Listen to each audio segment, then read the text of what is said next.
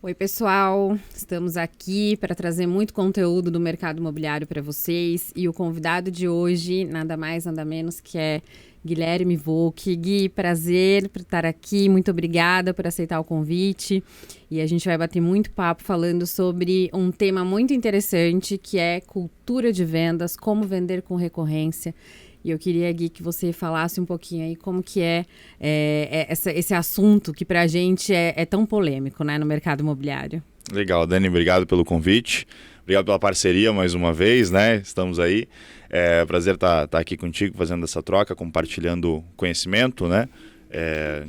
Meu propósito no mercado imobiliário é elevar o mercado imobiliário através do conhecimento. Então, o que eu faço aqui, né, como faço nas palestras, como faço nos treinamentos, é dar um pouquinho de mim, um pouquinho daquilo que eu vivi de experiência. E assim como outros corretores de imóveis, né, eu senti todas as dores de você entrar no mercado imobiliário cheio de vontade, cheio de garra, cheio de querer viver o seu sonho, né, num novo mercado que você está começando e vender imóveis e ganhar grandes comissões e tive a oportunidade de ter um bom primeiro ano como corretor de imóveis. Eu vendi bem no meu primeiro ano, mas no segundo ano que eu atuei como corretor de imóveis eu não vendi nada. Eu passei um ano inteiro sem vender e isso me causou uma enorme dor. Um enorme sofrimento. Imagina, você fica um ano inteiro sem vender. Você começa a duvidar.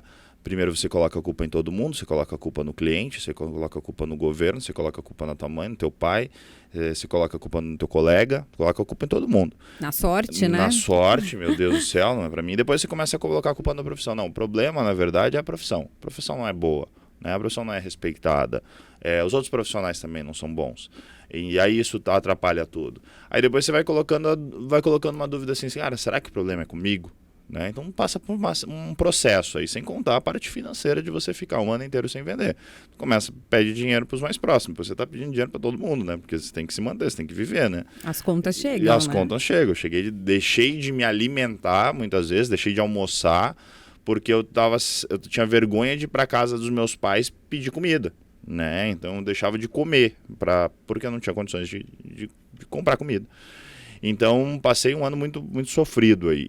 Depois, no segundo ano seguinte, depois a gente pode falar um pouquinho sobre esse processo, mas do terceiro ano como corretor em seguinte, eu comecei a arrancar nas vendas, tive um excelente ano, vendi aí 18 milhões nesse ano, depois no ano seguinte já vendi 30 milhões, e assim foi acontecendo nos anos seguintes, 30 milhões no outro ano, 30 milhões no outro ano, eu fui vendo que eu consegui tracionar, eu consegui ter uma recorrência.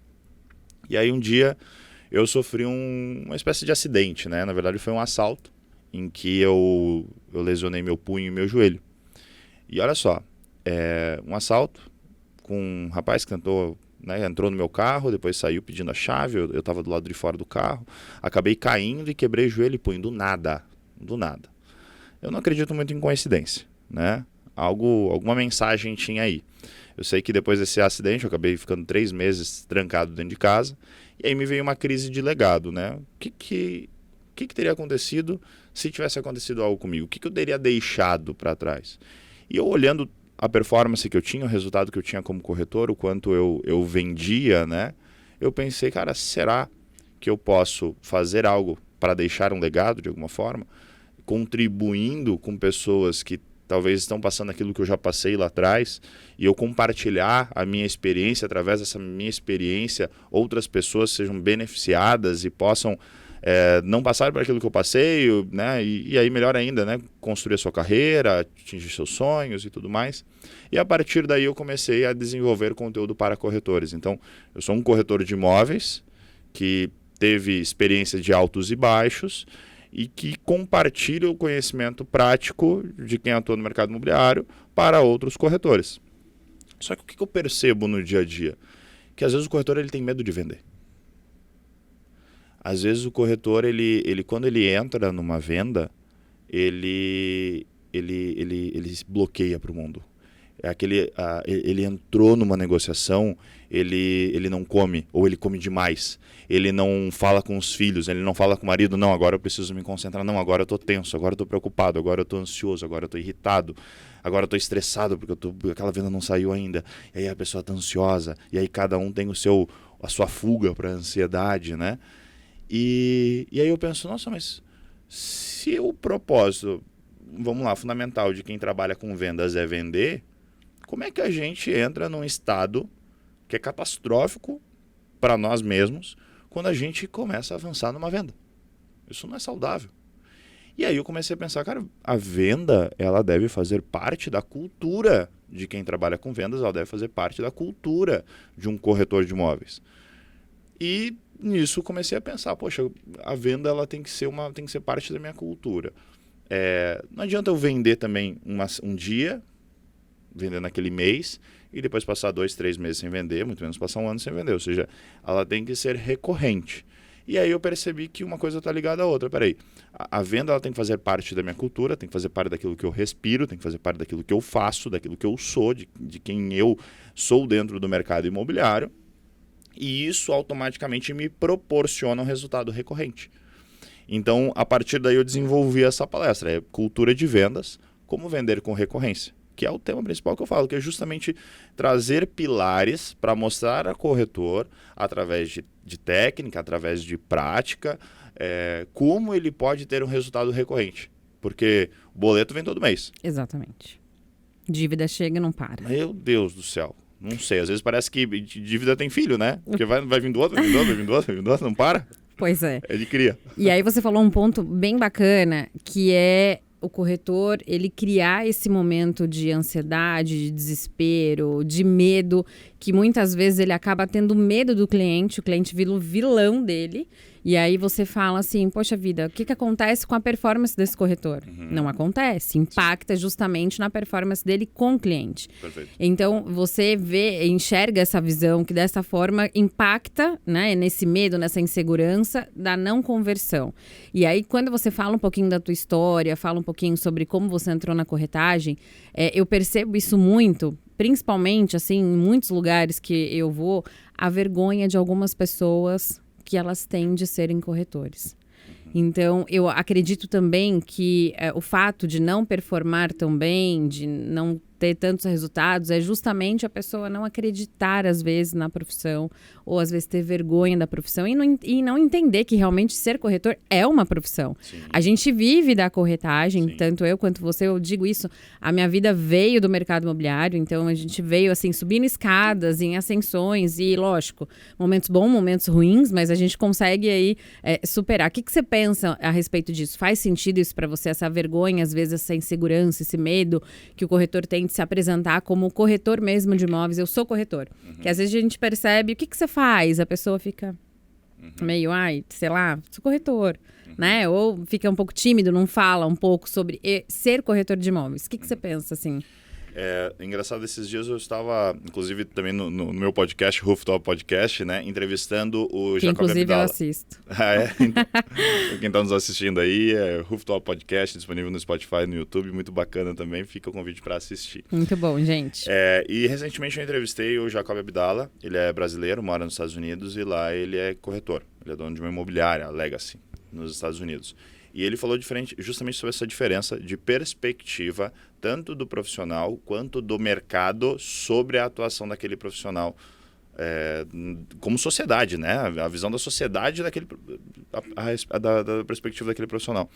E nos Estados Unidos, por exemplo, a profissão de corretor de imóveis é extremamente respeitada. É extremamente respeitada. Mas por que a sociedade respeita a profissão do corretor de imóveis? Porque, primeiramente, o corretor de imóveis respeita a própria profissão. Então, às vezes a gente reclama, poxa, a forma como o cliente me trata, a forma como a gente é tratado, né, pelo fato de ser corretor de imóveis, né, trata como se a gente fosse querer vender, querer empurrar qualquer coisa, como se eu fosse qualquer vendedor. Primeiro, não se deve ter vergonha de ser vendedor de nenhuma área. Porque venda é a base de qualquer negócio. Me diga um negócio que pode parar de vender. Exato. Diz um negócio que não depende de venda. Guilherme, mas eu tô ouvindo aqui o podcast porque eu gosto, mas eu sou técnico de TI, ou eu faço parte do marketing da imobiliária. Bom, primeiro, se a imobiliária não vender mais, não existe mais o marketing. Mas vamos lá, você é técnico de TI, está ouvindo isso daqui e você acha que não tem nada a ver contigo. Ou se você é médico, ou se você trabalha em qualquer outra área. Se você é o cara do técnico de TI, você precisa às vezes vender a implementação de um novo processo. Às vezes você precisa vender a ideia de implementar uma nova tecnologia. Os advogados vender a segurança jurídica. Os advogados estão vendendo a segurança jurídica, o médico está vendendo aquilo que pode fazer bem para a tua estética ou para o teu organismo, para a tua saúde. Então, sempre existe uma venda. A gente vende como filho uma ideia para a mãe ou para o pai. A gente vende como pai, quando a gente quer que o filho faça A ou faça B. A gente vende o tempo inteiro. Então, primeiro, não tem que ter vergonha de vender. A gente vende e vende o tempo inteiro uma ideia, uma vontade. Você liga lá para tua mulher, poxa, aquela lasanha que você faz, né? Hoje, esse dia frio, esse dia de chuva. Com charminho, né? Charminho, ia ser gostoso. Ou agora, sexta-feira, temos Jogos do Brasil aí na Copa do Mundo, estamos em época do Copa do Mundo. Talvez você assista esse podcast depois da Copa, mas nós estamos em período de Copa do Mundo e daqui a pouco você chega, sexta-feira, vai ter Copa do Mundo, meio-dia. A gente podia ir para aquele barzinho, tomar um chopp. Cara, você está vendendo uma ideia. Então, primeiro, vamos parar de ter vergonha de falar que nós vendemos, porque a gente vende e devemos ter orgulho disso. Segundo ponto, corretor de imóveis. Para pensar, olha para a sua vida, para o teu histórico de vida. Isso. E se eu fosse te perguntar, Dani, ou para quem está nos assistindo aqui, conta um pouquinho da tua vida. Geralmente você começa contando a história, porque na época que eu morava em Balneário Camboriú, na época que eu morava em São Paulo, na época que eu morava no bairro tal, na época que eu morava na casa tal. Você sempre vai levar do lugar que você morava. Na época que eu morava naquele flat, na época que eu morava naquele bairro, você sempre vai lembrar do lugar que você morava. Quando você olha para a tua história, você vai lembrar do lugar que você morava. Você vai lembrar da tua casa, do teu apartamento, da casa dos teus pais. E aí você vai lembrar para onde que você se mudou quando você fez 18 anos de idade, 20 anos de idade, 30 anos de idade, quando você saiu da casa dos teus pais. Você sempre vai ter essa memória afetiva relacionada ao imóvel que você viveu. Agora pensa o seguinte, o corretor de imóveis, ele é o agente responsável por iniciar um novo ciclo na vida de todo mundo, de todas essas pessoas. Porque antes de você se mudar para aquele imóvel, teve um corretor que te alugou aquele imóvel, teve um corretor que te vendeu aquele imóvel. Então, nós como corretores de imóveis, nós somos o pontapé inicial de um novo ciclo na vida de outro ser humano. Cara, olha que incrível. A gente passa pela história de todo mundo. Porque todo mundo passou por algum corretor de imóveis em algum momento. Cara, pode ser o cara que foi lá abrir a porta do apartamento para ti, mas era um corretor de imóveis que passou pela tua vida. Talvez ele não tenha transformado a tua vida, não tenha trazido uma grande experiência, mas tinha alguém ali. E aquela experiência ela pode ser boa, pode ser ruim. Porque talvez você tenha aquela memória, poxa, quando eu comprei aquela casa, o corretor nos atendeu tão bem, nos levou naquela casa, e a gente quis ir 2, 3, 4, 5 vezes. Eu quis mostrar para meu filho, quis mostrar para minha mãe, quis mostrar para minha sogra, quis mostrar para minha mulher, quis mostrar para todo mundo, meus amigos, até tomar uma decisão. Ou, eu visitei 50 imóveis antes de escolher o que eu queria. Aquele corretor, ele foi firme, ele esteve comigo ali. Todas as vezes que eu queria visitar, ele foi. Ou, não, aquele corretor me deu uma dor de cabeça. Bom, eu sou natural de Balneário Camboriú, Santa Catarina, estou aqui em São Paulo. E batendo papo com os meus tios, que são daqui de São Paulo, estão na casa deles, eles falando, quando a gente veio mudar para cá, a gente viu um imóvel com um monte de corretor. E tu acredita que aconteceu uma situação de eu pedir um imóvel num prédio, o corretor marcar a visita, quando eu chego lá ele me mandou para outro prédio. E aí eles começam a contar a história de corretor. Ou seja, experiências boas e experiências ruins vão surgir nesse momento. A questão é, sempre existe um corretor na vida de alguém. Exatamente. E pode existir vários corretores. A questão é, qual é a lembrança que você vai deixar nessas pessoas quando você passar pela vida delas? Vai ser algo bom ou vai ser algo ruim?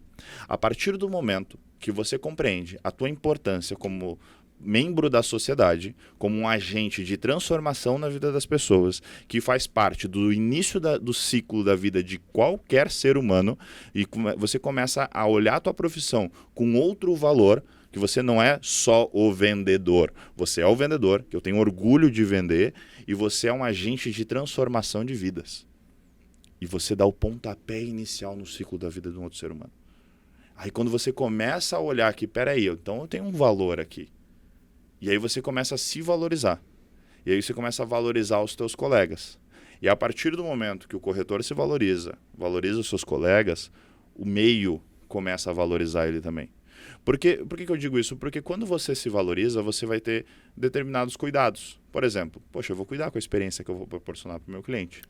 Eu vou cuidar na forma como eu trato os meus parceiros de negócio. Eu vou cuidar da forma como eu atuo dentro do mercado imobiliário e a forma como eu atuo na imobiliária a qual eu faço parte, se eu faço parte de alguma imobiliária. Porque eu tenho respeito pela minha profissão e a profissão dos meus colegas. A partir desse momento, eu estou elevando o nível da profissão, pelo menos no meio em que eu atuo. E a partir desse momento, as pessoas vão me valorizar também, porque vão saber que, poxa, peraí, o Guilherme, a Dani, esse corretor parceiro que eu tenho aqui, cara, ele faz um bom trabalho, ele atende bem os clientes, ele é respeitoso, é um cara ético, profissional, posso contar com ele tem conhecimento do mercado, e aí as pessoas começam a te valorizar. E aí o que vai acontecer? Uma coisa maluca vai acontecer, você vai começar a ter resultado. Exatamente. Então, às vezes o corretor está olhando lá na superfície, em que ele está desesperado por venda, e ele precisa voltar alguns passos atrás. Primeiro, começar a entender que não tem que ter vergonha de vender, porque essa é a base primária do que a gente faz, vender imóvel. Depois, entender o valor agregado daquilo que a gente oferece, de poder sentar com uma pessoa, conversar, compreender a dor dela, compreender a necessidade dela, compreender o que ela precisa e que o teu serviço vai conseguir atender, de que forma o teu conhecimento dentro da tua área de atuação vai fazer com que a vida dela seja transformada, porque às vezes a vida é transformada de acordo com o imóvel que você vive. Cara, você pode se mudar em um apartamento, ali você conhece a vizinha, daqui a pouco você se apaixona pela vizinha, casa com a vizinha e vai morar com a vizinha. Daqui a pouco você muda para uma casa, poxa, foi alagada, você sofreu uma grande tragédia. Talvez você muda para um lugar que você ali constitui, tem a tua família, tem filhos e você vai levar aquele lugar para o resto da vida. Então, a gente é um agente de transformação, aí a gente tem que ter esse valor. E aí, depois disso, depois desse passo a passo, valorizar a profissão de corretor como pessoas que vendem, a gente não pode deixar isso de lado, como agentes de transformação, a gente começa a agregar valor no nosso serviço, naquilo que a gente faz. E aí começa a vir o resultado do trabalho, que é o que a gente tanto quer. Então, o corretor que ele não tem orgulho da sua própria profissão e não se respeita como profissional, é aquele cara que não vai dizer, como você falou, que não quer contar para os outros que é corretor, ele automaticamente ele vai vender menos.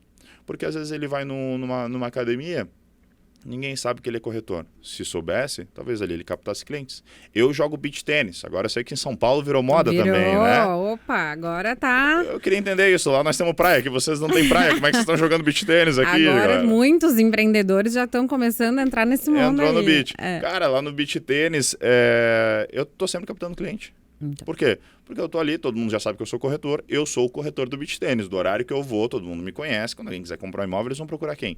Já captei um monte de imóvel, não vendi nenhum ainda, mas já captei um monte de imóvel de pessoas que, tu é corretor, né? Peraí, vou deixar um imóvel para vender contigo. Posso contar aí quase 10 imóveis que eu captei só do beach tênis. Se eu não falasse nada para ninguém, não tinha captado nenhum imóvel. Então, todo mundo tem que saber, no meio onde eu convivo, que eu sou corretor de imóveis, porque isso me abre portas para fazer negócio. Agora, se não souberem, eu perco essas oportunidades. E se souberem, mas eu não for um corretor que respeita a minha profissão, ou seja, eu não sou um corretor que defende a profissão, não sou um corretor que faz um bom trabalho, eu não sou um corretor ético, eu não sou um corretor profissional, aí vai ser um tiro no pé, porque daí eu tô indo para o lado negativo dessa força, né? Porque, não, aquele ali é corretor, mas aquele ali é picareta. Não, e levando em consideração também, não só tudo isso, mas a sua preocupação com o seu cliente. Porque, como você falou, é uma conexão com pessoas. Então, a gente lida com pessoas. E eu falo isso para minha equipe. Eu falo assim, qual o teu propósito na corretagem? Por que você está na corretagem? Porque você procurou o mercado imobiliário. Então, tudo tem que existir um propósito. Então, por exemplo, o meu propósito foi me conectar com pessoas e ajudar pessoas. Então, quando você fala sobre essa questão da gente estar muito envolvido com as histórias, isso é fato. Então, a gente escuta histórias bacanas, a gente escuta histórias tristes. Então, a gente está, às vezes, o cliente está num momento vulnerável, ele perdeu alguém que precisou se desfazer daquele imóvel, que a gente já passei por isso, inclusive, no momento da escritura, a pessoa desabar em lágrimas porque está se desfazendo daquele imóvel, porque perdeu uma pessoa, um ente querido. Já passamos por situação de divórcio, por situações felizes também de casamento. E, assim, você se tornar significativo na vida daquele cliente. Porque muitas pessoas ainda não duvidam dessa questão que o relacionamento fideliza, né? E eu não duvido, eu acredito piamente, porque eu tenho clientes dos quais eu me conecto até hoje, que eu fiz uma primeira venda. E foi uma primeira venda, como você mencionou no exemplo, diversos imóveis mostrados, e que o próprio cliente ficava, meu Deus do céu, mas sabe, eu tô vendo tanta coisa, e ela tá tendo tanta paciência, e a gente saía para tomar café, saía para almoçar, me ligava, eu achei aquele imóvel que você mandou interessante, vamos, a gente ia, tinha alguma coisa que não dava certo, mas não tem problema, vamos almoçar, vamos trocar ideia.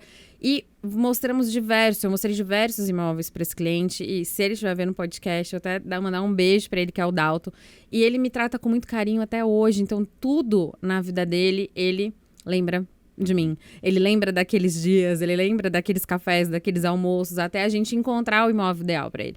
E aí, através disso, vem as indicações, vem aquela questão de você marcar a vida de alguém, dar uma experiência positiva e ela acabar te indicando para o meio dela.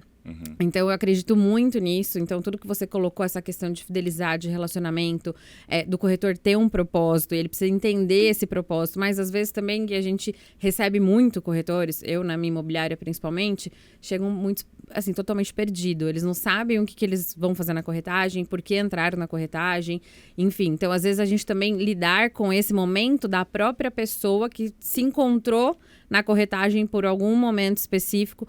Então, assim, eu não sei o que você pensa a respeito disso, trabalhar a mentalidade dessa pessoa, trabalhar até mesmo, fazer com que ela enxergue qual o propósito dela dentro da corretagem. E aí, logo depois também já iniciar falando sobre os seus pilares, que eu achei super bacana dessa metodologia tua. Então, o que você pensa aí um pouco em respeito a isso? Vamos lá. Sobre o propósito, né? Eu não penso que o nosso propósito é estático. Eu acho que o nosso propósito ele é volátil. Eu vi esses dias um conceito de propósito líquido. Por que acontece? Às vezes a gente ouve na internet sobre você precisa ter um propósito, tem que buscar um propósito, tem que ter, se você não tiver um propósito, aí tem um livro, Comece pelo Propósito, né? Comece pelo Porquê, né? E fala sobre propósito. E aí a gente está nessa busca, né? Mas propósito, pô, não tem propósito. Não, mas espera aí, vamos simplificar. Vamos tirar a palavra bonita, porque propósito é uma palavra bonita. Vamos para a parte prática. O que é importante para você? Olha, para mim, importante é minha qualidade de vida. Tá, então, tua saúde? Ok, então é um propósito. Né? Cuidar da tua saúde pode ser um propósito. O que você precisa para cuidar da tua saúde? Bom, eu preciso ter um lugar para dormir, eu preciso me alimentar bem, eu preciso ter uma boa convivência com a minha família. Tá bom. E como o mercado imobiliário pode te ajudar com isso? Bom, se eu vender imóvel, eu consigo me alimentar bem, ter um bom lugar para morar e ter uma boa convivência com a minha família. Ótimo, você encontrou um propósito. Percebe que o propósito não precisa ser um big deal, né? Ele não precisa ser, meu Deus do céu, eu vou transformar o mundo através do que eu estou fazendo. Não, se você não quiser enxergar dessa maneira, tá tudo bem. Quando eu entrei no mercado imobiliário... Até fazendo uma ponderação, você me fez lembrar de uma coisa, que a gente estava conversando, um vinho de mulheres, e uma das amigas minhas falou assim, eu entrei no mercado imobiliário porque eu sou uma mulher cara. Os meus lugares sociais, eu gosto de frequentar lugares bons. Então, o mercado imobiliário me proporciona estar nos melhores lugares. Perfeito. E a gente morreu de rir, show, né? Tá tudo certo. O propósito. E tá tudo certo. Esse propósito ele não precisa ser simbólico. Ele pode ser prático. Né? O meu propósito é viajar uma vez por ano e para um país diferente. Meu propósito é comprar um carro novo. Guilherme, mas o teu propósito vai ser comprar um carro novo? Daí se for, o que tem? Depois que você comprar o carro, você pensa em outro propósito, hein? Porque o propósito ele pode ser um objetivo. Pode ser um objetivo que você tem. E depois de atendido esse objetivo, esse propósito pode ser mudado e está tudo certo. Então, em primeiro lugar, ter a clareza de um propósito, ele é fundamental, porque é isso que serve como combustível para a gente acordar todos os dias, para a gente levar tapa na cara, porque às vezes a gente vai levar uns tapa na cara. Muitos. Às vezes vai ser de um cliente que vai ser grosseiro, é de um cliente que vai te dar o perdido, é um cliente que não vai te atender o telefone, não vai te responder, vai mandar proposta, não vai honrar, um cliente que vai mandar proposta na contra não vai pagar, é um outro corretor que te atravessou no negócio, ou que foi grosseiro com você, ou é o teu chefe que às vezes puxou a orelha ali e você não está se sentindo bem. Mas o que vai fazer você se manter ativo no mercado imobiliário? Você saber o porquê que você está fazendo aquilo. Então, às vezes eu penso, poxa, tá cansativo aqui. Eu sou corretor de imóveis, eu sou sócio de uma imobiliária, eu sou diretor comercial de um time relativamente grande aí, mais de 60 pessoas, nós temos um time hoje. Eu sou gestor de uma das unidades ainda no front junto com uma equipe, que é uma equipe de mais 10 pessoas. Eu dou palestra, dou curso, treinamento, mentoria, faço evento. Estou aqui em São Paulo hoje gravando podcast a 700 quilômetros da minha cidade, né, com um time lá também com as suas demandas. É puxado, é domingo a domingo, das 6 horas da manhã até meia-noite, todo dia. Mas o que me motiva? Cara, me motiva eu tenho vários propósitos. Ver os corretores prosperando, ver o meu time feliz. Agora a gente vai ter festa da empresa aí dia 10.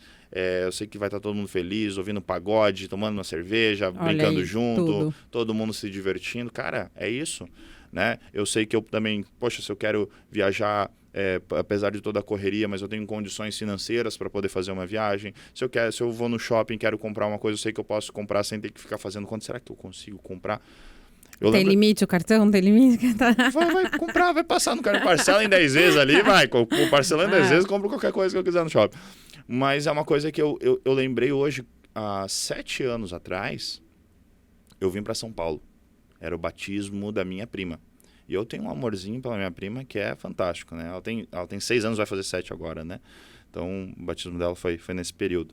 E o amor que eu tenho por ela, cara, é quase como uma filha, né? É muito, muito próximo, assim, né? E eu vim pro batismo dela. E eu lembro que eu não tinha roupa. Assim, eu disse, cara, eu não tenho uma roupa para usar. Meus tênis todos batidos, todos surrados, eu não tinha dinheiro para comprar um tênis. Por mais barato que fosse, eu não tinha dinheiro para comprar um tênis. E eu lembro que eu tava me sentindo mal com a roupa que eu estava. Porque eu não tinha condições de comprar uma roupa melhor. Eu tava usando uma roupa velha e era o que dava, e era o tênis que eu tinha. E eu fui aquele batizado e eu pensei assim, cara, não pode ser isso, cara. A vida não pode ser isso aqui. Então, se o meu propósito for ganhar dinheiro para poder comprar uma roupa, para poder estar no aniversário da minha prima bem vestido, tá tudo certo. Então, o propósito ele pode ser pequeno, pode ser gigante. Vai de cada um de vocês. Agora, o importante é ter um porquê. Porque é isso que vai fazer você acordar e ter o combustível necessário para enfrentar o teu dia, porque a gente sabe que a vida é dura, mas, e ao mesmo tempo, vai te trazer satisfação, porque quando você atingir aquele propósito, você vai dizer assim, poxa, que massa. Valeu a pena. Porque ano passado eu estava aqui em São Paulo, que eu vim buscar um carro zero que eu comprei, que eu vim retirar aqui em São Paulo. Então eu vi, cara, todo esse esforço de trabalhar todo dia, da meia-noite às 6 da manhã, compensa, cara. Compensa. Né? Quando tu atinge aquele resultado, compensa. Então, a gente só tem que tirar da cabeça daquilo que a gente ouve na internet, que a gente tem que ter um propósito gigantesco. Você não tem vida social, né? Tem gente que fala isso também direto. Escuta isso. Tem vida social. Você não vive, você não tem vida social? Como é que fica? Seu filho?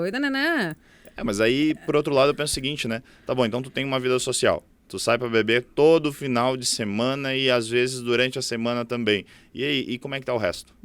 Será que a família tá bem? Ah, não, a família não tá tão bem. Ah, e a grana tá bem? Os boletos estão pagos, a conta tá paga, e o imóvel que você tá quitado, o teu imóvel, o aluguel tá em dia. Como é que tá o resto das coisas? Então, a vida social, vai ser compactada. Claro, você não vai ter tanto tempo para, talvez, ir pro boteco bater papo, porque você está trabalhando, mas ao mesmo tempo, quando você quiser ir para o boteco bater papo, depois de você ter trabalhado, você pode ir para qualquer boteco bater papo. Exato. Você pode ir para um baita bar bater papo. Você pode ir para fora do país com teus amigos para bater papo. Você pode pagar para algum amigo teu ir contigo porque ele não tem condições, mas você tem, porque você trabalhou a hora que ele estava no boteco batendo papo. Então, às vezes a gente tem que ser até um pouquinho egoísta nesse sentido. Cara, eu quero isso aqui para mim. Eu quero viajar, eu quero casar, eu quero ter filhos, eu quero comprar um carro. E esse é meu propósito, esse é meu combustível. É isso aqui que vai fazer eu correr todos os dias e fazer as coisas acontecer. Construir a minha carreira, ganhar dinheiro. A partir daí depois eu decido. Nem tudo é só flores. Nem tudo é só flores. Mas assim, eu passei por 1 ano sem vendas, sem ter R$1 no bolso. E com certeza naquela época eu tinha muito mais tempo livre do que eu tenho hoje. Cara, vamos pensar o seguinte, se falta de tempo fosse desculpa, o só desempregado ia ter sucesso, né? Exato. Porque é quem tem tempo livre, né? Aí hoje eu não tenho tempo, mas, cara, sou muito mais feliz do que naquela época. que eu tinha mais tempo livre, que eu poderia ter mais vida social, que eu tinha mais tempo de ficar, às vezes, assistindo um Netflix durante o dia, se eu quisesse, porque eu não tinha tanto cliente para atender, eu não tinha muito o que fazer, eu não estava tendo resultado.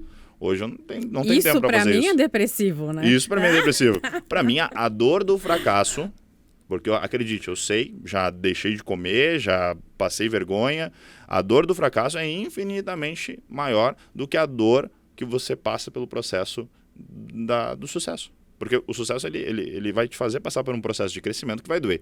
Sim. Né? Às vezes é noites em claro, às vezes é muito trabalho, às vezes tu tá estressado. Bastante noites em claro, né? Bastante noites em claro. Mas é uma dor infinitamente menor que a dor do fracasso. Isso eu tenho plena convicção. Não, e eu escuto muito isso dos corretores, principalmente pessoas que estão no mercado imobiliário como CLT. Uhum. E aí enxergam e me enxerga, vê meu sócio, enfim, fala assim, nossa, mas como que você teve coragem? Porque eu fui CLT durante muito tempo da minha vida. Mas é aquilo que você falou, você olhava para determinadas coisas, você se sentia presa. E, pô, eu não quero estar presa, eu quero ir além daquilo que eu estou recebendo por mês, eu quero buscar algo mais. Mas existe um desafio, você saiu do CLT, você tem que fazer as coisas acontecer. E quando eu recebi a proposta da sociedade, junto com o meu sócio e tudo mais, eu não pensei duas vezes. Foi. Mas assim, fui. E fui. Mas já vinha numa pegada de coisas, porque eu sempre fui muito pilhada de tal e pra cima. E aí a galera toda olhou pra mim e falou assim, mas tu é louca. Mas como é que você sai ali e tal? Você tem um salário legal, tá garantido e tal, não sei o quê. Eu falei, bora pro desafio, porque a minha vida sempre foi um desafio. E eu quero, além daquilo que eu hoje tenho, e eu acredito que eu vou conseguir além daquilo do que eu hoje tenho, dependendo só de mim. Então, a Vert Imóveis, enfim, nasceu nesse sentido, com esse propósito. E foi a melhor coisa que eu fiz na vida. E as pessoas falam assim, mas você não ficou com medo? Você não teve dificuldade? Lógico, a gente tem alguns medos, alguns receios, até porque eu tenho um filho pequeno e tudo mais. Mas, cara, foi a melhor coisa que eu fiz na vida. E eu digo isso para as pessoas, quando eles vêm perguntar isso para mim, muita gente do time, putz, mas eu fico um pouco com medo, porque se não vender? E se? E se? E se? Eu falo, cara, eu não pensei no e se? Eu simplesmente falei, vai acontecer, porque depende de mim. Depende do que eu quero, do que eu busco, da recorrência, como você mesmo está colocando aí. E aí eu fico olhando isso e eu falo assim, gente, ainda tem pessoas que pensam muito nessa questão da zona de conforto, viver na caixinha. E isso eu tenho muita dificuldade, às vezes, com o meu time, por conta desses e sair da zona de conforto. Sair da zona de conforto. Eu não sei como que é no teu. E aí eu fico pensando, gente, como a gente fazer o pessoal, sabe, ter uma mudança de mindset aí e acreditar que existe algo além do CLT. Existe algo que você pode conseguir muito mais do que ali, estando limitado às coisas. E eu tenho muito esse problema aqui em São Paulo, não só eu, o mercado de São Paulo. Eu queria saber como que é lá em Balneário, como que são os corretores nesse sentido. Sabe que essa história do e se, né? Eu gosto de responder com uma pergunta. Tá, e se a sua vida permanecer como está para o resto da sua vida, você estaria feliz? Boa. Me responde. Porque a pessoa dificilmente ela tá plena, tá feliz e plena no que ela tá fazendo. Se me perguntar isso, eu vou dizer não. Guilherme, e se a tua vida continuar do jeito que ela está hoje, você vai estar feliz? Não. Por isso que minha vida está em movimento. Hoje eu estou num ritmo que eu sei que eu não vou conseguir tocar para o resto da vida. Eu estou num ritmo aqui, palestra hoje, palestra amanhã, palestra depois de amanhã, palestra semana que vem, todo dia. Que me diz o povo, a idade chega uma hora, né? Não tem como, mas eu tenho prazos para cada atividade. Sim. E eu sei a hora de entrar e a hora de abortar, né? Cada missão. Então, mas a questão isso é movimento. Agora, uma coisa que eu não posso tolerar é entender que eu estou numa zona em que eu não estaria feliz se a minha vida continuasse dessa maneira e eu permanecer nessa mesma zona, cara, tu vai continuar a tua vida inteira infeliz. Porque se tu olha para aquilo e tu diz assim, não, deixa como tá. Tá, mas e daqui 1 ano tu vai deixar como tá? E daqui 5 anos? E daqui 10 anos? Você vai permanecer como você está. E como você vai se sentir? Cara, daqui 10 anos se eu estiver fazendo a mesma coisa, daqui 20 anos se eu estiver fazendo a mesma coisa, cara, não vou estar feliz. Porque eu quero outras coisas para minha vida, tá? Então, para você ter outras coisas na sua vida, você precisa se movimentar, né? Sabe que eu tenho uma analogia, né? Uma analogia não, na verdade é um gráfico, né? Que a gente tem que imaginar 2 vetores indo para caminhos opostos, né? Vamos imaginar assim, de um lado a gente tem os desafios e do outro lado a gente tem as nossas habilidades. Quando os nossos desafios são muito maiores do que as nossas habilidades, as nossas competências, a gente entra na zona de desconforto. Quando a gente tem muito mais habilidade do que desafio, do que a gente se propõe a encarar desafios, a gente entra na zona de conforto. Ou seja, a zona de conforto é quando as nossas competências são muito superiores aos desafios que a gente está disposto a enfrentar. No entanto, quando a gente tem desafios muito maiores do que as nossas competências, a gente sai da zona de conforto. O problema é que quando a gente sai da zona de conforto, a gente entra na zona do estresse, do medo, da preocupação, da ansiedade, e não é saudável viver fora da zona de conforto. Só que na zona de conforto, você entra numa zona de tédio, de comodismo, inação, e aí nada acontece na tua vida. O que eu penso que seria o ideal? Não existe uma linha reta no meio dessas duas. Não existe. Não existe aquela linha perfeita entre desafios e habilidades. Seria maravilhoso. Mas a gente precisa, sim, provocar diversas vezes as nossas habilidades, as nossas competências, encarando os desafios superiores àquilo que a gente tem por competência para executar.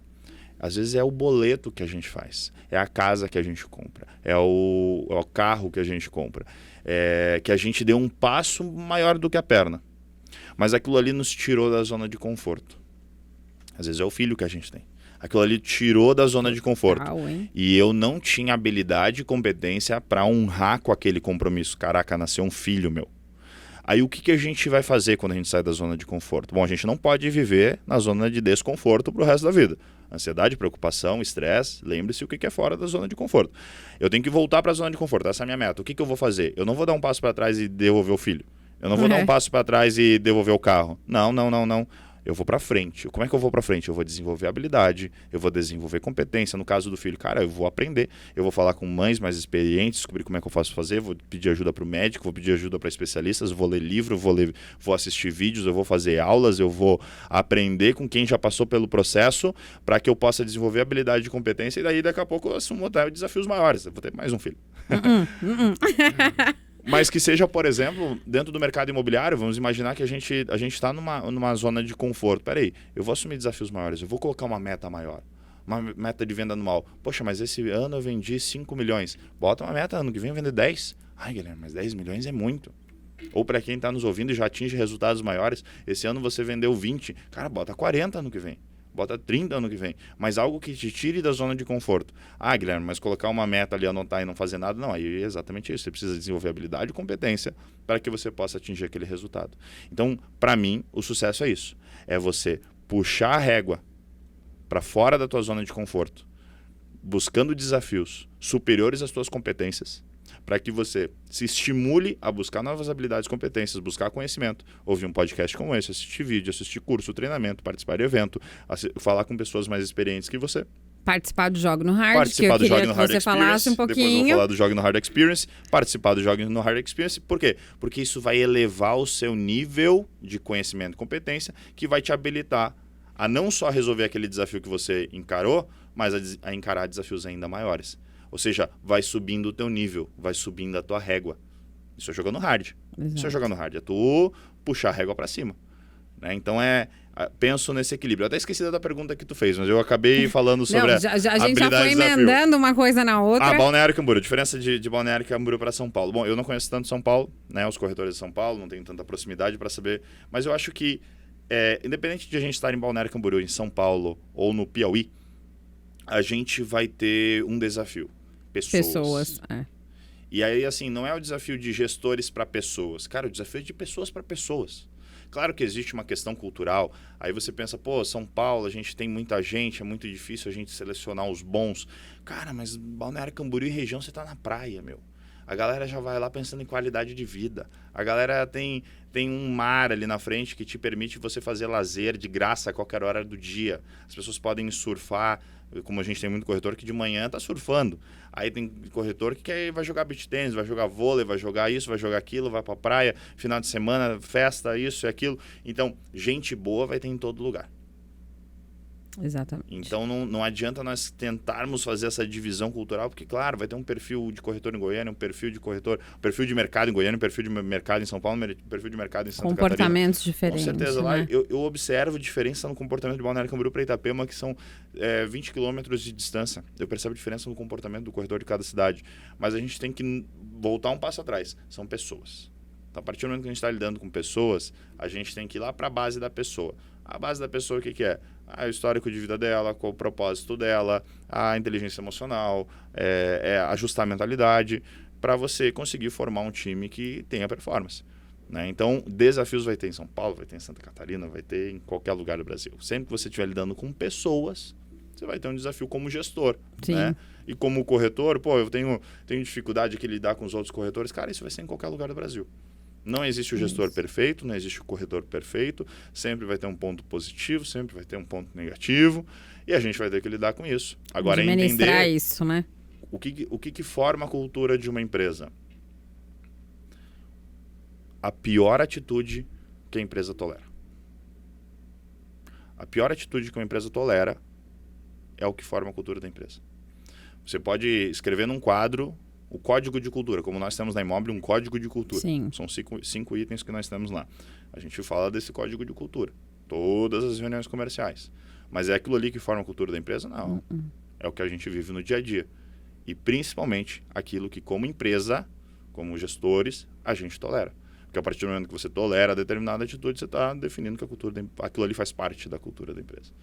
Então, a parte do gestor é definir cultura e entender quem faz parte e quem não faz parte. Já do olhar do corretor é entender se aquela cultura você quer fazer parte. Eu quero fazer parte dessa tribo ou eu não quero fazer parte porque, cara, o que eles compactuam eu não compactuo. Não concordo. Simples assim. A galera ali é sangue no olho, gosta de trabalhar pra caramba, é 24 horas, legal, gostei. Ou não. Isso me assusta, isso me assusta. Né? Peraí. Isso me assusta. A gente lá no escritório, a gente consagrou o terceiro turno. O que é isso? É de manhã, tarde e à noite. Amo. Não é todo mundo que tá lá. São algumas pessoas. E a gente nunca obrigou ninguém a ir no terceiro turno. Mas sempre que a gente tá lá, a gente posta, brinca no grupo. Vou dar essa ideia pra equipe. Acho que eles vão falar, sai aí, Guilherme, sai daí. Sai daí. Mas a gente consagrou o terceiro turno. Não é todo mundo. São quase os mesmos. Não tem obrigação. Se fechar, tá tudo certo. Mas, cara, a galera vai lá, terceiro turno, estão trabalhando. Por quê? Porque essa galera quer resultado. Quando você chega numa imobiliária que acha o máximo o terceiro turno, tá trabalhando à noite, tu olha assim, cara, bando de maluco, quero ir embora. Ou você diz assim, que massa, gostei. Pronto, você acabou de dizer se você se encaixa nessa cultura ou não. Então, você só tem que ser fiel àquilo que você pensa, sente e fala. A partir do momento que você é fiel ao que você está sentindo, cara, não gostei, vou sair. E não gostei, vou ficar aí reclamando, porque daí tu começa a contaminar a empresa. Né? Então, como corretor, tu tem que ter essa sinceridade, inclusive com o teu gestor. E o oposto também é verdadeiro. O gestor ele também tem que ser sincero e dizer assim, cara, o corretor ele não está fazendo parte da minha cultura, ele não faz parte da cultura dessa empresa. E é melhor sair do que ficar aqui contaminando o resto do grupo. Exatamente. E aproveitando que o nosso horário já está dando ali, Gui, fala um pouquinho para mim do Jogue no Hard. Inclusive, obrigada pelo convite. Vou estar lá, gente, para ratificar isso. Como é que está sendo? Como é que vai ser esse evento? Fala um pouquinho. Bom, legal. O Jogue no Hard Experience busca ser a maior experiência imersiva de vendas do sul do Brasil. Nós vamos fazer em Balneário Camboriú no dia 4 de fevereiro. A gente vai reunir grandes nomes, não só do mercado imobiliário. A grande sacada do Jogue no Hard é eu trazer essa identidade, esse DNA que eu tive através do meu próprio conhecimento de aprender com pessoas de outras áreas e aplicar no mercado imobiliário. Então eu vou trazer Felipe Tito, que é Shark Tank, influenciador, modelo, o cara é empresário em diversas áreas, é startup, é hotelaria, é gastronomia. Pedro Superti, que fala de marketing de diferenciação. Ele vai falar sobre como ter uma voz autêntica, como se diferenciar no mercado, ainda que seja um mercado concorrido. Vamos ter ali Bruno Perini, sócio do Thiago Nigro no Grupo Primo, fala sobre mercado financeiro. Inclusive, é um cara que, se você pega o que ele fala no Instagram dele, muitas vezes ele está falando contra o mercado imobiliário, né? Ele está falando, em vez de comprar imóvel, você aplica aquele dinheiro e aluga. E a galera me manda mensagem braba, né? Pô, Guilherme, como é que tu tá trazendo um cara que fala contra o mercado imobiliário? Eu disse, se fosse para trazer alguém que pensa a mesma coisa, que fala a mesma coisa que eu falo, eu mesmo falaria. Eu tô trazendo perspectivas diferentes. Então vamos ter Bruno Perini, vamos ter Rodrigo Nol, que fala sobre marketing de indicação. Vamos ter vários players aí de diversas áreas que vão trazer conhecimento para ajudar o corretor de imóveis a subir o nível. O evento vai acontecendo dia 4 de fevereiro, em Balneário Camboriú. Para participar, acessa joguenohard.com.br. Também no Instagram, @joguenohard, consegue informações ali com o nosso time. E vai ser espetacular, Dani. Sucesso. Tenho certeza, vou estar lá, vou ratificar isso para vocês.